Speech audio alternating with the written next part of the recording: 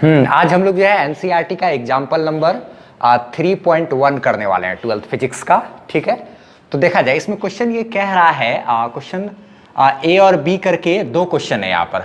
ठीक है, सबसे पहले हम लोग ए नंबर पर बात करेंगे, फिर बी नंबर पर बात करेंगे। ठीक है, ए नंबर क्वेश्चन में ये कह रहा है कि एक कॉपर है, ठीक, कॉपर में इलेक्ट्रॉन सब है। ठीक है, चलिए कोई बात नहीं। ये जो कॉपर का जो वायर है इसका क्या बोलते हैं, क्रॉस सेक्शनल एरिया, इस वाले एरिया को क्रॉस सेक्शनल एरिया कहते हैं। क्रॉस सेक्शनल एरिया मेरा क्या बोलते हैं, इतना दिया हुआ है। ठीक है, अच्छा, करंट जो है 1.5 एम्पियर है। ठीक, ड्रिफ्ट वेलोसिटी का मान पूछ रहा है कि इसमें ड्रिफ्ट वेलोसिटी का मान कितना होगा, ड्रिफ्ट स्पीड कितना होगा। अच्छा, और क्या क्या दिया हुआ है कि डेंसिटी दिया हुआ है कॉपर का 9 × 10³ kg/m³। और क्या दिया हुआ है, एटॉमिक मास नंबर जो होता है, एटॉमिक मास जो होता है कॉपर का वो 63.5 यूनिट होता है।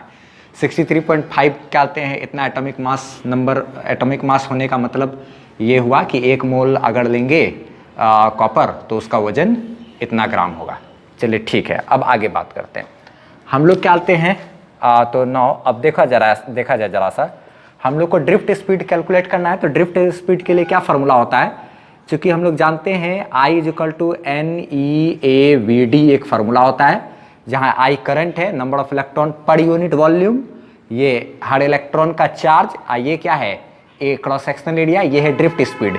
यहां से हम लोग लिख सकते हैं ड्रिफ्ट स्पीड = क्या हो जाएगा, ये सब इसके डिवाइड में चला जाएगा, I/NeA। ठीक, यहां पर क्या बोलते हैं, एक चीज देखा जाए, हमको ड्रिफ्ट स्पीड कैलकुलेट करना है, ड्रिफ्ट वेलोसिटी हम लोग को कैलकुलेट करना है, कोई बात नहीं। करंट हमारे पास है, करंट का वैल्यू हमको पता है। ए हर इलेक्ट्रॉन का जो चार्ज होता है वो हमको मालूम है 1.6 × 10⁻19 कूलम होता है। E = 1.6 × 10⁻19 कूलम होता है। ए क्या है, क्रॉस सेक्शनल एरिया हमारे पास दिया हुआ है 10⁻⁷ m²। लेकिन ये स्मॉल n क्या है, स्मॉल n है number of electron per unit volume. इसको क्या कहते हैं, number of electron in unit volume ना, या number of electron per unit क्या वॉल्यूम, इसको स्मॉल n से डिनोट करते हैं। ये हमारे पास नहीं है। करंट का मान है, हमको इसका वैल्यू पता है, क्रॉस सेक्शनल एरिया क्या बोलते हैं हमारे पास है, ड्रिफ्ट स्पीड हमको निकालना है, और क्या है, हमको number of electron per unit volume बोला जाए, या यूनिट वॉल्यूम में जितना इलेक्ट्रॉन होता है कॉपर के पास, उसी चीज को हमको यहाँ पर लिखना है, स्मॉल n।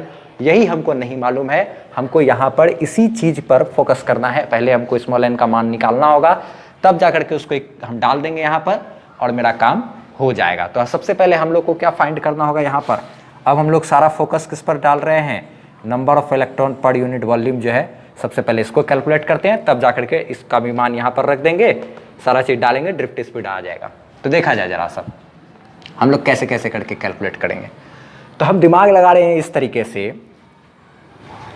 कि यूनिट वॉल्यूम में, यानी कि 1 m³ वॉल्यूम में कितना इलेक्ट्रॉन है, यही हमको पता करना है। कॉपर है, ये कॉपर को क्या कहते हैं, 1 मीटर लंबा, 1 मीटर चौड़ा, 1 मीटर ऊंचा, क्या कहते हैं, ये कोई एक बॉक्स है, ठोस मटेरियल है, अंदर से भी ये सॉलिड है। ठीक है, पूरा बल्क में ये है, और इसका जो क्या कहते हैं टोटल वॉल्यूम है, वो कितना वॉल्यूम है इसका, अगर 1 m³।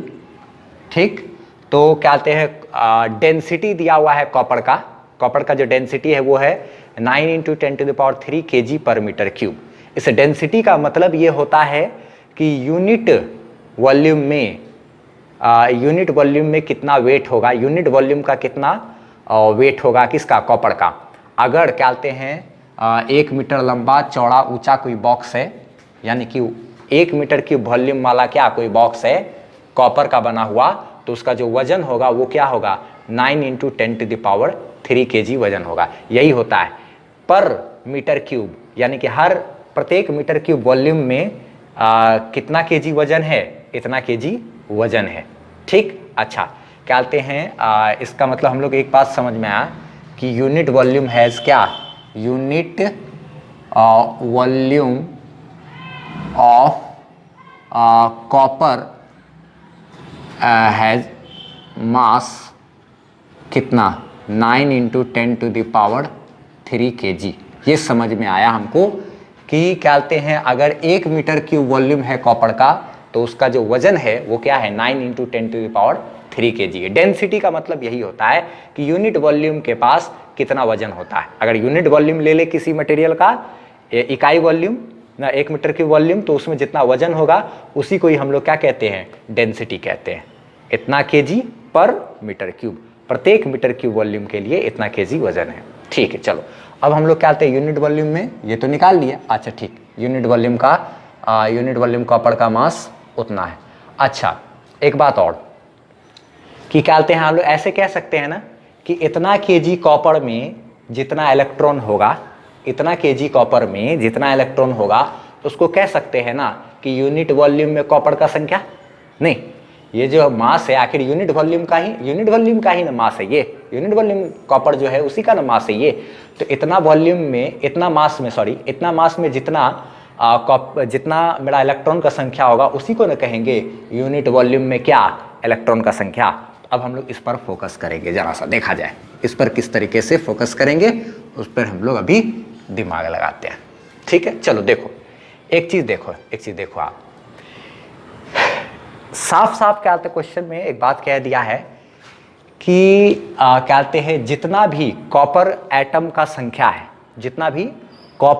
संख्या है, उस हर एक कॉपर एटम मान लेना है कि एक कंडक्शन इलेक्ट्रॉन को कंटेन कर रहा है, और इसी पर आधारित हमको सवाल बनाना है। यानी कि ऐसे करके कि अगर ये कॉपर एटम है तो कॉपर के जो आउटर मोस्ट ऑर्बिट में जो इलेक्ट्रॉन है ना, क्यूप्रिक और क्यूपरस दो चीज़ होता है ना, तो क्या बोलते हैं क्यूप्रिक है शायद, तो उसके आउटर मोस्ट ऑर्बिट में एक इलेक्ट्रॉन, क्यूपरस के आउटर मोस्ट ऑर्बिट में 2 इलेक्ट्रॉन, यानी कि कहने का मतलब क्या बोलते हैं उसका वैलेंसी वगैरह। तो वैलेंस इलेक्ट्रॉन जो है, यानी कि यहाँ पर कंडक्शन इलेक्ट्रॉन की बात करें, कहने का मतलब ये चीज़ कि सवाल में ये कहा है कि जब कॉपर एटम है तो जितना कॉपर एटम का संख्या है टोटल, उतने ही मेरा इलेक्ट्रॉन का संख्या भी हमको एज्यूम करना है। जितना कॉपर एटम है उतना ही हमको क्या लेना है, इलेक्ट्रॉन का संख्या भी लेना है। तो हम लोग एक काम करते हैं, हमारे पास सुविधा है, इतना kg वेट है अगर, तो इतना kg कॉपर में कितना एटम का संख्या होगा वो हम लोग निकाल सकते हैं। जितना एटम का संख्या होगा इतना kg कॉपर में, उतना ही मेरा किसका संख्या हो जाएगा, इलेक्ट्रॉन का संख्या हो जाएगा। ठीक, और उसी को कहेंगे यूनिट वॉल्यूम में क्या, इलेक्ट्रॉन का संख्या। ठीक है, चलो देखो अब हम लोग कैसे कैसे काम करते हैं यहाँ पर। देखा जाए, सवाल में एक बात बोल रहा है क्या कि जो कॉपर है उसका जो एटॉमिक मास है ना वो 63.5 है। एटॉमिक मास 63.5 होने का मतलब ये हो गया कि mass of 1 mole of copper. Chemistry ठीक है ना, तो समझ में आएगा ये सब चीज। क्या, अगर 1 मोल कॉपर का है तो उसका जो मास होगा, 1 मोल कॉपर है अगर, तो उसका जो मास होगा वो होगा 63.5 ग्राम। ठीक है, 63.5 ग्राम होगा, 1 मोल कॉपर का इतना मास होगा।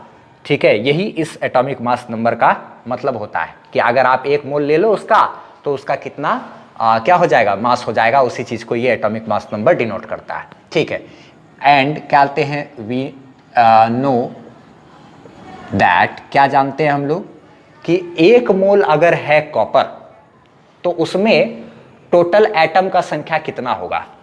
1 मोल अगर कोई भी मटेरियल लेते हैं तो 1 मोल में कोई भी चाहे चीज का मटेरियल हो, तो 1 मोल में टोटल एटम का संख्या कितना होता है, एवोगाड्रो नंबर के बराबर। केमिस्ट्री में पढ़े होगे, 1 मोल अगर कोई मटेरियल है तो उसमें टोटल एवोगाड्रो नंबर के बराबर का उसमें क्या होगा, एटम होगा। तो 1 मोल में यानी कि कितना, इतना ग्राम में। 1 मोल में एवोगाड्रो नंबर के बराबर क्या बोलते हैं एटम होता है, यानी कि 6.022 × 10⁻23 एटम होता है। इसका मतलब 1 मोल मतलब कितना, इतना ग्राम में।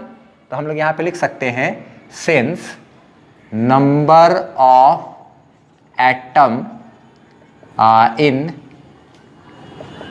in 63.5 ग्राम कॉपर इज कितना, इज 6.022 × 10⁻23, यही ना एवोगाड्रो नंबर के बराबर। ठीक है, तो यहाँ क्या लिख दिया हम लोग कि नंबर ऑफ एटम इन इतना ग्राम कॉपर इज क्या, इतना। ठीक, इसीलिए number of atom in unit gram, in 1 gram copper is, 1 gram copper में कितना क्या कहते हैं एटम होगा, 6.022 इंटू 10⁻23 और डिवाइडेड बाय क्या 63.5। ठीक, इतना होगा। इसीलिए इतना केजी में हमको निकालना है ना, इतना केजी में जितना एटम का संख्या होगा उसी को ना कहेंगे यूनिट वॉल्यूम में टोटल एटम का संख्या, और वही एटम का ही संख्या मेरा किसका संख्या कहलाएगा, इलेक्ट्रॉन का संख्या। तो ये चूंकि यहाँ पर केजी में दिया हुआ है तो हमको यहाँ पर चाहिए क्या चीज में, ग्राम में। सारा खेल हम लोग किस चीज में कर रहे हैं, ग्राम में। तो इसको जरा सा एक काम करते हैं, ग्राम में बदल लेते हैं। तो यहाँ पे हम लोग क्या कहते हैं, साइड में लिख देते हैं 9 इंटू 10⁻³ इतना ये है। ग्राम में कन्वर्ट होगा तो ये 10⁻³ से 1000 से और मल्टीप्लाई हो जाएगा ना, इतना क्या हो गया, ये ग्राम हो गया ना। ठीक है, वो हम लोग क्या आते हैं समझ रहे हैं, इतना को क्या किए हैं ग्राम में से कन्वर्ट कर लिए। तो ये 10⁻³ या 10⁻³ 9 इंटू 10⁻, क्या ये 6 हो जाएगा कि नहीं।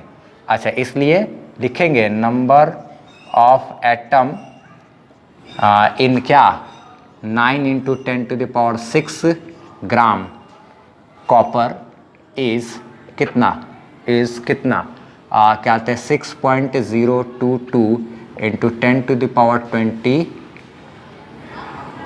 आर डिवाइडेड बाय क्या 63.5 इंटू 9 इंटू 10⁻, क्या 6। ठीक, अब इसको क्या करेंगे हम लोग, स्टेप बाय स्टेप सॉल्व कर लेंगे।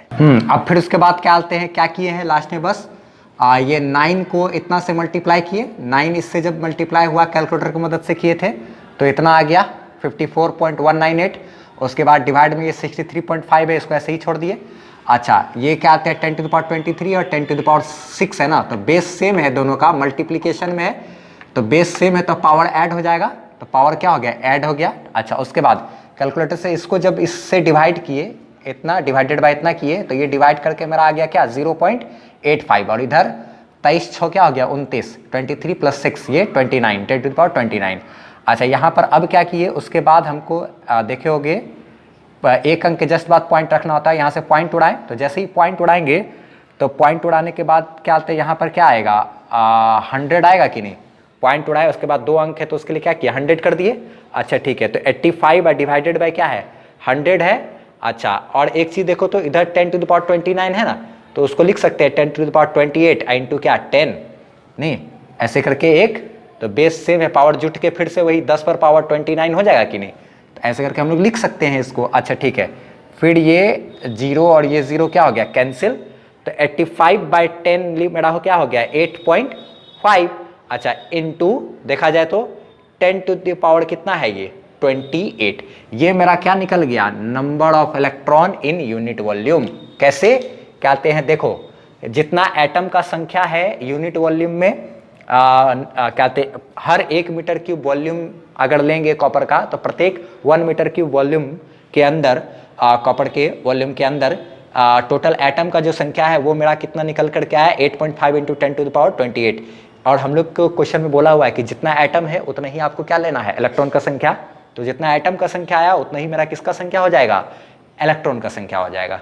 ठीक, ये 1 मीटर क्यूब वॉल्यूम का वजन था, मास था, उसी मास में हम लोग क्या निकाल लिए, टोटल एटम का संख्या निकाले, तो वो हो गया यूनिट वॉल्यूम में ही किसका, एटम का संख्या, जिसको कि हम लोग इलेक्ट्रॉन का संख्या भी कहेंगे। ठीक, अब हम लोग चूंकि नंबर ऑफ यही एटम क्या कहते हैं निकल गया, इसी को हम लोग क्या एक और नाम से भी नंबर ऑफ एटम ई बराबर क्या इतना, यही मेरा क्या है यूनिट वॉल्यूम में ना, इसी को ऐसे भी लिख सकते हैं हम लोग क्या, नंबर ऑफ क्या कहते हैं electron in unit volume of copper, ऐसे भी बोल सकते हैं। और यही चीज मेरा क्या है, number of atom in unit volume of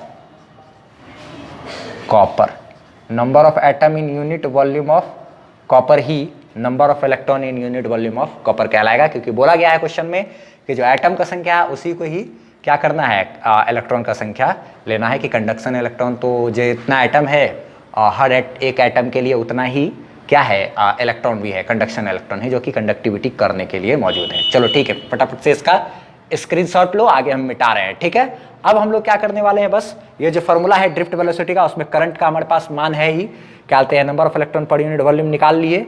ए यानी इलेक्ट्रॉनिक चार्ज 1.6 × 10⁻⁹ वो रख देंगे। ए हो गया क्रॉस सेक्शनल एरिया, इसको रख देते हैं बस और सॉल्व कर लेते हैं। हम टोटल को कंप्लीट मिटा रहे हैं, यहाँ तक इसको नोट डाउन कर लो, ये सारा वैल्यू हमको ध्यान में रहेगा।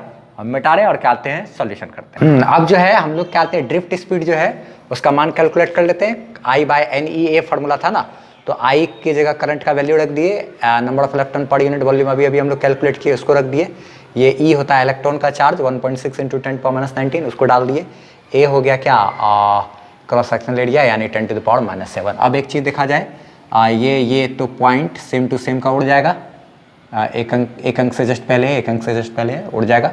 अच्छा ठीक है, तो ये हो गया 15 डिवाइडेड बाई ये 85 है ना, 85 को जैसे ही आप क्या करोगे इससे मल्टीप्लाई करोगे आप, छोड़ो 85 × 1.6 इंटू ये तीनों, अब देखा जाए ये तीनों का बेस सेम है तो पावर ऐड हो जाएगा, तो 10⁻28 -19 -7।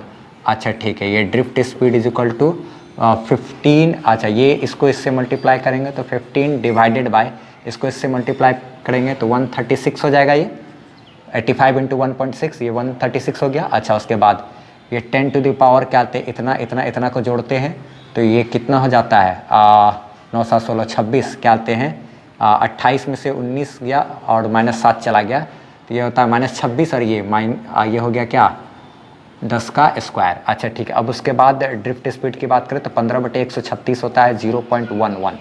ठीक है, डिवाइडेड बाय 10 का स्क्वायर, तो VD drift speed is equal to 0.11 into ये नीचे से ऊपर जाएगा तो 10 टू द पावर क्या हो जाएगा ये -2 हो जाएगा, पावर नीचे से ऊपर जाएगा। तो इसी चीज़ को और आगे अच्छे तरीके से और लिख सकते हैं, क्या बोलते हैं हम लोग drift speed is equal to 0.11 into 10 to the power क्या -2 है, पॉइंट उड़ाएंगे तो क्या बोलते हैं 100 हो जाएगा। तो इसको ऐसे लिख सकते हैं 11 बाई यहाँ पर 10 ले लेते हैं into 10 to the power -2 divided by क्या 10 100। अच्छा ये नीचे से ऊपर जाएगा तो ये पावर -3 हो जाएगा, यानी कि drift speed is equal to 11/10 यानी कि 1.1 इंटू ये कुछ नहीं तो 1 है ना, पावर नीचे से ऊपर चला गया 10 to the power -2 into 10 to the power क्या -1 तो 1.1 इंटू 10 टू द पावर क्या -3। बेस से में पावर जुटा तो 2 में क्या बोलते हैं -2 में -1 जुट गया तो ये मेरा -3 हो गया। Drift speed is equal to क्या इतना मेरा आंसर आ गया। ठीक है, तो ये ड्रिफ्ट स्पीड हो गया, ये तो एक पार्ट हो गया। अब हम लोग क्या बोलते हैं इसका बी नंबर पर बात करते हैं। फटाफट से स्क्रीनशॉट लेना है तो ले लो आप। बी नंबर की ओर अब हम लोग देखते हैं। अब हम लोग जो है क्या बोलते हैं बी नंबर पर बात करते हैं। बी नंबर क्वेश्चन में कह ये रहा है कि सबसे पहले क्या बोलते हैं जो क्या बोलते हैं कॉपर, ये है कॉपर क्या बोलते हैं इसमें जैसे कि कोई भी एटम वगैरह जो है ना, एटम सब है, एटम है कॉपर का, एटम सब है, ये एटम की बात कर रहे हैं। ठीक है, एटम है तो जब रूम टेम्परेचर पर क्या कहते हैं हम लोग बात कर चुके हैं microscopic explanation of electric current में, हम लोग ये सब चीज़ थ्योरी स्किप के बारे में पढ़ चुके थे। लिंक जो है उसका डिस्क्रिप्शन में है। ठीक है, कि पढ़े थे कि रूम टेम्परेचर पर एटम सब हो और क्या इलेक्ट्रॉन सब जो है वो सब क्या होता है इस तरीके से ऐसे ऐसे ऐसे ऐसे वाइब्रेट करते रहता है, और उस वाइब्रेशन को क्या कहते हैं हम लोग, या उस तरीके का जो मोशन होता है उस मोशन को हम लोग क्या कहते हैं थर्मल मोशन कहते हैं। हीट के वजह से जो मोशन होता है थर्मल मोशन, या उस समय जो स्पीड होता है उसको हम लोग थर्मल स्पीड के नाम से जानते हैं। ठीक है, तो वो जो थर्मल स्पीड होता है ना एटम में, उसी चीज़ के बारे में हम लोग को बोला जा रहा है कि जो जब क्या कहते हैं कोई इलेक्ट्रिक फील्ड नहीं हो, बैटरी उटरी नहीं हो, रूम टेम्परेचर पर जो इसका एटम सब जो वाइब्रेट करता है, यानी कि वो जो थर्मल स्पीड होता है, हीट के वजह से स्पीड को थर्मल स्पीड कहते हैं। थर्मल स्पीड जो होता है उसी थर्मल स्पीड का मान का आप तुलना कीजिए, उसका क्या कीजिए कंपैरिजन कीजिए हमने जो ड्रिफ्ट स्पीड अभी अभी निकाला है उसके साथ। तो अब क्या कहते हैं इस रूम टेम्परेचर पर जो किसी क्या कहते हैं एटम का क्या स्पीड होता है, इस तरीके से वाइब्रेट करते रहता है गर्मी की वजह से, एनर्जी की वजह से, उसके लिए क्या आते हैं class 11th kinetic theory of gases में हम लोगों ने पढ़ा है। एक चीज़ है क्या आते हैं वहाँ का चीज़ क्या बोलते हैं होता है क्या, काइनेटिक एनर्जी। काइनेटिक एनर्जी बराबर होता है क्या कहते हैं 3/2 into Boltzmann constant into temperature. Kinetic energy जो होता है एक एटम का, एक एटम जो है, हर एटम का जो काइनेटिक एनर्जी है हर मटेरियल के लिए जो काइनेटिक एनर्जी है, काइनेटिक एनर्जी का फॉर्मूला क्या होता है 3/2 इंटू बोल्ट्जमान कांस्टेंट इंटू क्या टेम्परेचर, जिस टेम्परेचर पर ये मटेरियल अभी है। तो हमारे क्वेश्चन में तो ये ऑर्डिनरी टेम्परेचर पर है। ऑर्डिनरी टेम्परेचर का मतलब होता है रूम टेम्परेचर। रूम टेम्परेचर मतलब 27 डिग्री सेल्सियस बोलो उसको, चाहे क्या कहते हैं ऐसा यूनिट में केल्विन में अगर बात करें तो 27 में क्या करना होगा, डिग्री सेल्सियस में 273 जोड़ देंगे तो 300 केल्विन हो जाएगा। टेम्परेचर इतना है, बोल्ट्जमान कांस्टेंट का मान इतना होता है 1.38 इंटू 10 टू द पावर क्या -23। इन सब चीज़ों का हम लोग को जरूरत पड़ेगा। अभी हम लोग को क्या कहते हैं स्पीड निकालना है, तो स्पीड तो काइनेटिक एनर्जी का फॉर्मूला होता है ना ½ mv², m यानी कि मास ऑफ एक एटम इंटू क्या वेलोसिटी ऑफ एक एटम। तो यही जो वेलोसिटी है ना, यही हो जाएगा थर्मल वेलोसिटी। इसको हम लोग ऐसे vt लिख दे क्या, vt का मतलब होता है थर्मल वेलोसिटी। खैर चलो कोई बात नहीं, थर्मल वेलोसिटी। चलो ठीक है, आगे है 3/2 की बोल्ट्जमान कांस्टेंट और ये क्या है टेम्परेचर। हमको क्या करना है, कंपेरिजन करना है इस वेलोसिटी का इस वेलोसिटी के साथ, और भी पावर का कंपेरिजन करना है। ठीक है, अच्छा ये 2 और 2 कैंसिल हो जाएगा। ये मास रहता है एक एटम का मास, वो हम लोग कैलकुलेट कर लिए हैं। देखो जरा सा कैसे कहते हैं, बोला गया था कि एटॉमिक मास नंबर जो होता है कॉपर का 63.5 ग्राम होता है। इसको हम लोग सबसे पहले तो खैर केजी में कन्वर्ट कर लिए। कहते हैं इसको 1000 से डिवाइड करेंगे तो केजी में कन्वर्ट हो जाएगा ग्राम। 1000 से डिवाइड करें या फिर यूँ कहे कि 10⁻³ से मल्टीप्लाई कर दिए। ग्राम को 10⁻³ से मल्टीप्लाई करने में वो केजी में बदल जाता है। ठीक है, तो चूँकि कहते हैं एक इतना ग्राम, ये क्या है मेरा एटॉमिक मास है कॉपर का, इसका मतलब यही हुआ कि अगर 1 मोल ले ले ना, 1 मोल यानी कि कितना 6.022 इंटू 10⁻23, इतना एटम अगर ले तो उसका जो वजन होगा वो इतना होगा, इतना होगा। यही ना बात होता है क्या कहते हैं एटॉमिक मास नंबर का मतलब। तो क्या कहते हैं केमिस्ट्री में पढ़े होगे, तो एवोगाड्रो नंबर के बराबर इतना एटम के पास जो मास है वो क्या है, इतना केजी है। ठीक, इसीलिए क्या कहते हैं एक एटम के पास जो मास होगा वो कितना होगा, इतना डिवाइडेड बाय क्या, इतना। और इसको सॉल्व नहीं किया हम लोग, बाद में सॉल्व करेंगे। ठीक है, इसी को क्या कहेंगे मास ऑफ क्या कहते हैं वन एटम ऑफ कॉपर। एक कॉपर के एक एटम का जो मास है वो ये है। ठीक है, अच्छा उसके बाद हमको यहाँ पे स्पीड निकालना है, तो v² बराबर m को इधर डिवाइड में कर देते हैं Boltzmann constant temperature divided bye क्या मास, और ये क्या ऐसे हो गया। तो v बराबर क्या हो जाएगा, ये रूट अंडर, ये उधर चला जाएगा तो root under Boltzmann constant temperature divided by ये क्या है मास। इसको हम लोग क्या करेंगे, सॉल्व कर लेंगे तो हमको वेलोसिटी निकल जाएगा। अच्छा एक बात और, एनसीईआरटी जब सॉल्व किया है तो चूंकि एनसीईआरटी में कंपैरिजन करना है, हमको सिर्फ पावर का कंपैरिजन करना है, तो हम लोग ने यहाँ पे ना 3 को ना नेग्लेक्ट कर दिया है और उसके बाद सिर्फ क्या कहते हैं क्या किया है, सॉल्व किया। तो ये 3 जो है, 3 को हम लोग नेग्लेक्ट नहीं करेंगे, हम लोग क्या कहते हैं थोड़ा सा ज़्यादा डीप जाते हैं ना, एनसीईआरटी से भी ज़्यादा शार्प तरीके से काम करेंगे। और क्या बोलते हैं यहाँ पर एक बात ध्यान रखना है कि बोल्ट्जमान ये जो 3 है ना, इस 3 का वैल्यू को क्या 3 को क्या किया नेग्लेक्ट कर दिया है, अब बाकी सबको कैलकुलेट कर दिया है। ठीक है, तो इसलिए उसका वैल्यू 2 इंटू 10 टू पर क्या 2 आया है, उस तरीके का ये आया है। ठीक है, अच्छा हम लोग का भी वैल्यू में पावर सेम रहेगा, क्या बोलते हैं बस क्या बोलते हैं इस 3 की वजह से थोड़ा सा अंतर आ जाएगा, तो घबराने की जरूरत नहीं है। ठीक है, 3 को वो नेग्लेक्ट कर दिया, आप भी नेग्लेक्ट करके काम कर सकते थे। ठीक है, अच्छा तो v बराबर क्या आते हैं, हम लोग अगर सारा चीज़ पहले ये स्पीड निकालते हैं, स्पीड ये थर्मल स्पीड की टेम्परेचर की वजह से कितना इसमें स्पीड होगा, तो 3 तो ऐसे ही है। बोल्ट्जमान कांस्टेंट का वैल्यू हम यहाँ पर रख सकते हैं 1.38 इंटू 10 टू द पावर क्या -23। ठीक है, ये इतना हो गया। अच्छा उसके बाद क्या आते हैं टेम्परेचर की बात करें तो टेम्परेचर ऐसा यूनिट में ले लिया है 300 केल्विन, 300 केल्विन। अच्छा ठीक है, उसके बाद क्या आते हैं आगे बात करें तो डिवाइडेड बाय मास, मास तो इतना सारा है, इसको यहाँ पे हमको लिखना पड़ेगा 63.5 इंटू क्या 10 टू द पावर -3 और डिवाइडेड बाय ये है इतना 6.022 इंटू 10 टू द पावर क्या 23। एग्जाम में के बारे में घबराने की ज़रूरत नहीं है, एग्जाम में इतना ज़्यादा भी कॉम्प्लेक्स वगैरह नहीं रहता है ये सब चीज़। ठीक है, अच्छा तो ये चीज़ अब नीचे से क्या होगा, ऊपर चला जाएगा, ये चीज़ नीचे से क्या होगा ऊपर चला जाएगा ना, अंदर में ही रहेगा। अच्छा ठीक है, इस चीज़ को नीचे से हम लोग क्या करते हैं अब ऊपर भेज देते हैं। अब हम लोग देखो आगे भी इसको लिखते चले जाते हैं। अब हम लोग क्या किए हैं, बस इसी को क्या कहते हैं और आगे बढ़ाते चले गए हैं। ये यहाँ पर जो क्या कहते हैं मास का जो वैल्यू था, तो ये जो क्या कहते हैं नीचे वाला टर्म है, ये नीचे वाला टर्म कहाँ से नीचे से ऊपर चला गया, ऊपर चला गया। देखा जाए 3 जैसे का था वैसे का वैसे ही है, 1.38 वैसे ही है, ये 300 ऊपर में वैसे ही है। अच्छा ठीक है, अब ये 10⁻⁻23 है, ये है यहाँ पर, बस ये नीचे वाला टर्म नीचे से क्या हो गया, ऊपर चले आया है। ठीक, गौर से देखा जाए इसको। अच्छा बाकी 63.5 × 10⁻³ तो ऐसे का ऐसा ही है। अच्छा अब क्या किए हम लोग, अब कुछ किए नहीं है, ये दोनों का बेस सेम है। अब पावर क्या आते देखा जाए तो जुटेगा ना, तो 23 में -23 जोड़ेंगे तो पावर क्या आ जाएगा 0। तो क्या आते हैं तो 10⁻0 यानी कि क्या होता है 1। तो ये मेरा कहानी क्या हो जाएगा -23 + 23। ये तो मेरा इसको डायरेक्ट ऐसे करके काट भी सकते हो, तो ये खत्म हो जाएगा कहानी। तो ये यहाँ पे ऐसे कहानी इसका क्लोज हो गया। अब बचा इतना सा डाटा, तो कैलकुलेटर में हम क्या किए 3 गुना इतना गुना इतना गुना इतना कर दिए। तो जब इन तीन चारों को मल्टीप्लाई किए तो मल्टीप्लाई करके आया मेरा 74,747,9.324। ठीक, अच्छा डिवाइडेड बाई ये क्या है 63.5 × 10⁻³ इसको ऐसे ही छोड़ दिए। अब एक चीज़ क्या कहते, जब इसको डिवाइड किए 63.5 से तो इसका डिवाइडेड बाई 63.5 ये आ गया मेरा 117.7846। ठीक, 10⁻³ ऐसे ही छोड़ दिए। आगे देखा जाए, अब क्या कि ये पॉइंट उड़ाए, पॉइंट उड़ा करके ये पॉइंट के बाद 4 अंक है ना, तो क्या कहते हैं पॉइंट उड़ा करके एक पे 4 जीरो बैठा दिए। अच्छा ठीक है, ये 10⁻³ है तो इसको लिख सकते हैं ना, क्या कहते हैं पावर में -3 है तो 1 बाय क्या कहते हैं 10⁻³ यानी कि 1/1000। ये 10⁻³ का मतलब 1000 ही होता है ना, पावर माइनस में तो इसको 1 बाय नीचे करके लेकर के लिख दिए। अच्छा ये 3 जीरो से ये 3 जीरो इसका कैंसिल कर दिए। अच्छा क्या कहते हैं एक 10 बचा, तो एक अंक के जस्ट बाद यहाँ पर क्या किया उसके लिए पॉइंट दे दिए। रूट वैसे ही है, रूट अंडर क्या कहते हैं इतना, रूट अंडर इतना का मान कैलकुलेटर से हम सॉल्व कर लिए थे। ठीक है, इस एग्जाम में इतना कॉम्प्लेक्स भी नहीं रहता है चीज़, निश्चिंत रहना। ठीक है, तो रूट अंडर इतना चीज़ है, इसका जब रूट निकाले तो मेरा क्या इतना आंसर इतना आया। ठीक है भी।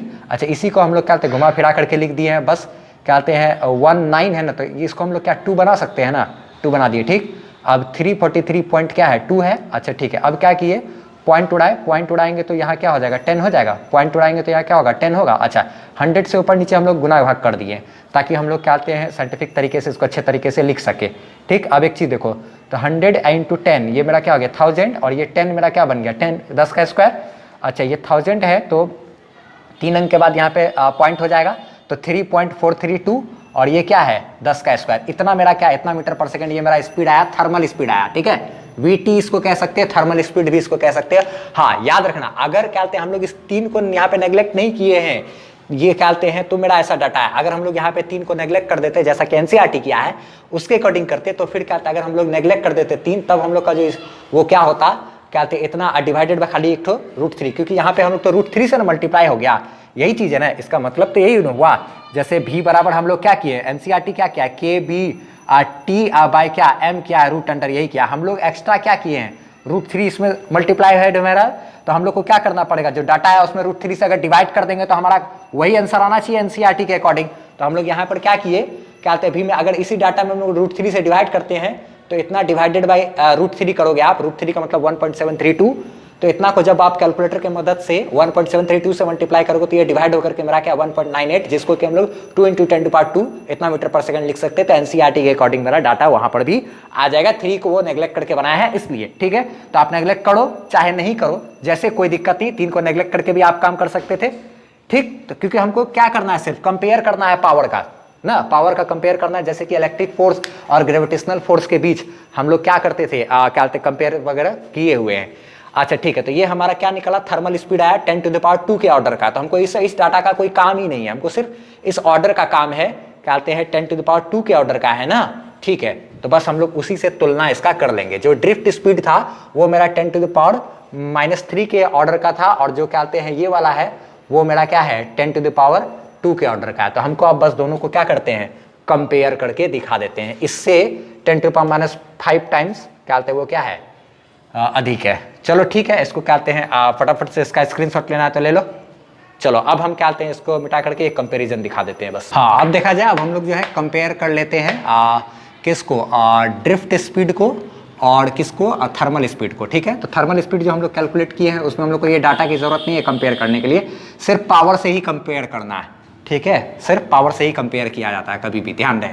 ठीक है, तो ड्रिफ्ट स्पीड क्या कहते हैं डिवाइडेड बाय क्या वही जो थर्मल स्पीड जो है उस उतना दोनों को डिवाइड किए तो ये ड्रिफ्ट स्पीड का पावर हो गया, ये थर्मल स्पीड का पावर हो गया।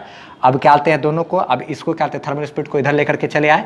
अच्छा ये 10⁻³ है, ये नीचे से ऊपर चला जाएगा तो 10⁻² हो जाएगा। ये बेस से में पावर जुटेगा 10⁻⁵। तो यहाँ से ड्रिफ्ट स्पीड बराबर क्या हो गया 10⁻⁵ टाइम्स इतना गुना होगा किसके, थर्मल स्पीड के। तो यानी कि थर्मल स्पीड बहुत ज़्यादा है, तब ना क्या कहते हैं उसमें पावर माइनस में करके अगर आप गुना करोगे तब जाकर के ड्रिफ्ट स्पीड के बराबर होगा। ये 10⁻⁻ में इतना होने का मतलब तो आप समझ ही रहे हो ना अच्छे तरीके से। ड्रिफ्ट स्पीड बराबर क्या कहते हैं थर्मल वेलोसिटी डिवाइडेड बाय 10⁵, यानी कि क्या 1 लाख। ड्रिफ्ट स्पीड बराबर थर्मल स्पीड का क्या 1 लाख। क्या कहते हैं 1 लाख से थर्मल स्पीड को 1 लाख से डिवाइड करोगे तब जाकर के ड्रिफ्ट स्पीड के कंपेयर में आप आ पाएगा वो। तो ड्रिफ्ट स्पीड बहुत कम है, थर्मल स्पीड बहुत ज़्यादा है, तब ना इसको इतना डिवाइड करेंगे तब जाकर के दोनों टर्म बराबर हो रहा है। ये सब चीज़ को तो ध्यान रखना है कि जो ड्रिफ्ट स्पीड है वो क्या है थर्मल स्पीड की तुलना में 10⁻⁵ टाइम है। ठीक है। हाँ अब जो है क्या कहते हैं इसी बी का जो दूसरा नंबर है उसमें ये बोल रहा है कि ड्रिफ्ट स्पीड जो है उसका तुलना करना है इलेक्ट्रिक फील्ड के वेलोसिटी के साथ। तो आप एक बात ध्यान रखो कि अगर कहीं पर चार्ज आप रखोगे तो इसके चारों तरफ जो इलेक्ट्रिक फील्ड इस तरीके से फैलेगा ना, वो एकदम लाइट की स्पीड से फैलता है। इलेक्ट्रिक फील्ड जो है ध्यान रखना कि जो लाइट है ना, लाइट इलेक्ट्रिक फील्ड और मैग्नेटिक फील्ड से मिल करके बना होता है। आगे हम लोग को डिटेल में जानना है इस सब चीज़ के बारे में, इलेक्ट्रोमैग्नेटिक वेव एक चैप्टर है वहाँ पर। तो आप ध्यान रखना एक बात कि चार्ज अगर कहीं है उसके चारों तरफ अगर क्या इलेक्ट्रिक फील्ड फैलेगा तो वो लाइट की स्पीड से स्टैब्लिश होता है एकदम। तो इलेक्ट्रिक फील्ड का जो स्पीड है किसी भी रीजन में वो कितना होता है, किस स्पीड से इलेक्ट्रिक फील्ड फैलता है, लाइट के स्पीड से फैलता है। तो स्पीड इलेक्ट्रिक फील्ड का भी स्पीड मेरा 3 × 10⁸ मीटर पर सेकेंड ही लेंगे हम लोग, लाइट के स्पीड के जितना ही। तो इसको अगर कंपेयर करेंगे तो ड्रिफ्ट स्पीड 10⁻³ के ऑर्डर का, इलेक्ट्रिक फील्ड का स्पीड 10⁸ के ऑर्डर का है। तो क्या कहते हैं ये पावर नीचे से ऊपर चला गया 10⁻⁸, ये पावर उधर गया 10⁻⁸ हो गया। ये वेलोसिटी ऑफ इलेक्ट्रिक फील्ड इधर हो गया, ये ड्रिफ्ट वेलोसिटी का स्पीड है ये तो 10⁻11। तो जो ड्रिफ्ट स्पीड है ना, ड्रिफ्ट वेलोसिटी है क्या कहते हैं इलेक्ट्रॉन का, वो इलेक्ट्रिक फील्ड के वेलोसिटी के 10⁻11 टाइम्स होता है। ठीक है, ये इस तरीके से लिख सकते हो। यानी कि इलेक्ट्रिक फील्ड का स्पीड तो बहुत ज़्यादा है लेकिन क्या कहते हैं ड्रिफ्ट वेलोसिटी का स्पीड बहुत कम है। बस अब इसको इतना ही रहने देते हैं।